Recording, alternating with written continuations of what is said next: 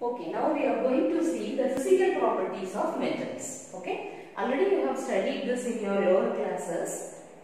Just brushing it up. Okay, so the physical properties of metals. Now, these are the important physical properties. See here, metallic luster, then hardness, melting point and boiling point, malleability, ductility, electrical and thermal conductivity, density. What is the density of the metals? Tensile strength, sonoricity. So these are the physical properties. So metals will possess all these properties. We will see what are the examples and we will also see if there are some exceptions. Okay. So physical properties of metals. Physical appearance means what? When you see a person, you will tell. Physical appearance, if you think about a person, that person is having a sharp nose, then long hair, like that, we will give the physical appearances. Okay. So metals, when you think about a metal, for example, you keep in your mind gold, silver, then iron, copper. Keep all these metals in your mind and we will start studying. Okay. So these are the important things you should keep in mind. Physical properties, there are 9. Metallic luster, hardness, melting and boiling point, malleability, ductility, electrical and thermal conductivity, density, tensile strength, sonoricity are the physical properties. Now we will see one by one. See, metallic luster. What do you mean by metallic luster? Correct. It will have a shiny surface in pure state. Keep it in mind that in a pure state it will have what appearance? Shiny appearance. It will give that shiny luster only when it is in pure state. So if it is not in a pure state, how will you find out whether it is luster? You should use sandpaper and you should wipe the thing properly. If you are using some copper metal or if you are using some metal at home for a long time and you are leaving it somewhere, will it have that luster? No, that luster will not be there. So to make it more lustrous, what will you do? You will clean it with or you will rub it with what? Sandpaper. Okay. So metallic luster. So metallic luster means it will be having shiny surface in pure state. For example, silver and gold. And how this luster is coming out from the metal? See what happens? Photons. When a photon of light strikes the surface of the metal. Okay? The photon from the light strikes the surface of the metal. What happens? The atoms will start vibrating. Okay, the atoms will start vibrating in a metal and they will give the luster. Okay, this is how it gets its luster. So the first point is metallic luster.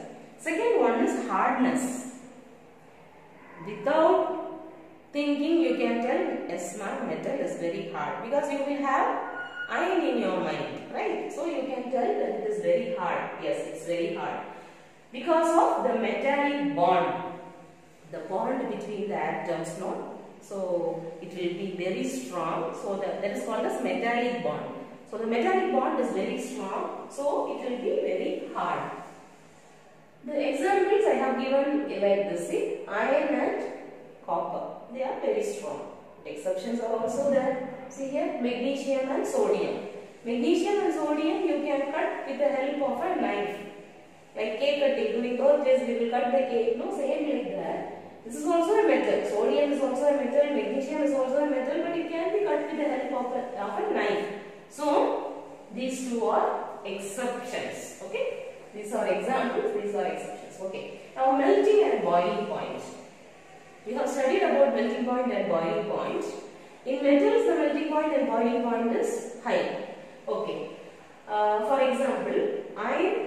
See, this one you can keep in mind. 1538 degrees Celsius. Only the melting point is 1538 degrees Celsius. Then only it will melt. Copper 1085 degrees Celsius. It will start melting. Here also some exceptions are there. See, gallium and cesium. Even if you keep it in your hand, in your palm, with the temperature what you have in your palm, no, it will start melting. So in Kelvin I have given. You have studied the difference between Celsius and Kelvin now. conversion of Fahrenheit to Celsius, Celsius to Fahrenheit in your 9th standard. Okay, this is in Kelvin. 302 Kelvin for gallium and 301 K for cesium. Gallium, cesium. Gallium and cesium are exceptions. Okay, malleability. What do you mean by malleability? If you hammer a metal, you can make it into thin sheets. You are taking a metal ball and you are hammering. When you hammer it, what will happen?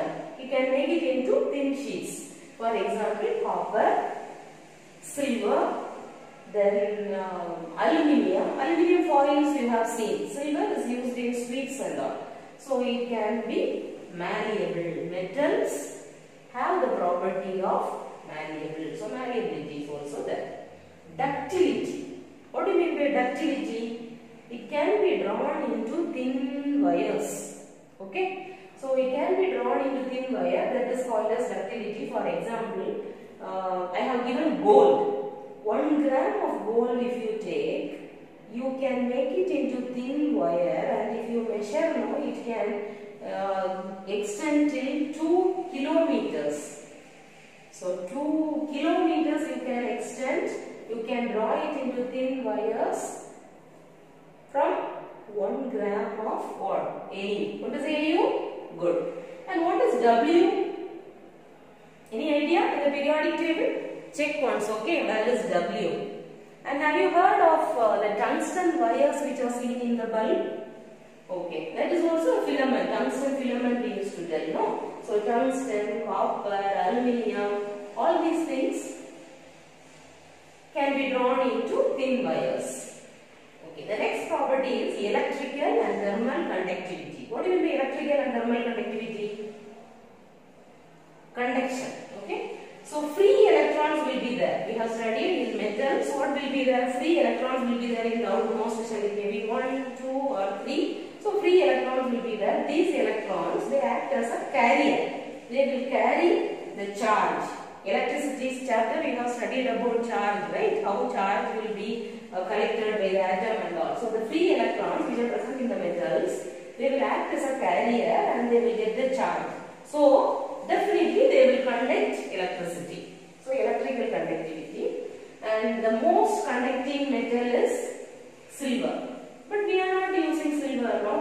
While we are giving that connection in our houses, no. We are using only copper or aluminium wires. We are not using silver. Why? Okay. Now if you see density will be definitely more because of the force of attraction between the atoms, right? Density will be high. Here I like to tell you that the densest metal, it is osmium. See here, osmium is the densest metal. OS, okay? It can be written as OS, osmium. This is the densest metal, and the lightest metal is lithium. Lithium is the lightest metal. The next property is tensile strength. Tensile strength means what? It is the ability to withstand the strain without getting broken. Okay? It can withstand the strain without getting broken. That is called as tensile strength. Okay, now for example, definitely you will give me this example. Which example? Iron. Why iron? We know the strength of iron, right? Okay. Now the next one is sonoricity. What do you mean by sonoricity?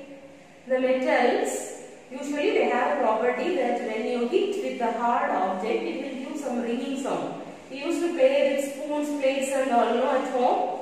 Yes. So it produces ringing sound on striking a hard surface. We have already studied many. So here I have given you one example, school bells. In school bells and all, they will strike with an object so that they will hear the sound. All the classes, they can hear it and all the children will move. No, in the olden days, now we are having electrical bells. Okay, this is bell metal. It is made up of bell metal. Can you find bell metal here? No, it is not there. So definitely you will come to a conclusion that it is an alloy. So what is the proportion here? See, 78% of copper and 22% of tin. Okay. copper and 22% of tin, you will get bell metal, and this alloy can be used to make school bells. So these are the physical properties of metals. It's very clear, I think, now. Physical properties of metals. We will have a recap. There are 9 physical properties: metallic luster, hardness, melting and boiling point, malleability, ductility, electrical and thermal conductivity, density, tensile strength, luminosity. And in this, anything can be asked. They can ask the definition, they can ask examples, they can ask exceptions. So be thorough with this. And in the next class, we will be studying about non-metals and reactivity.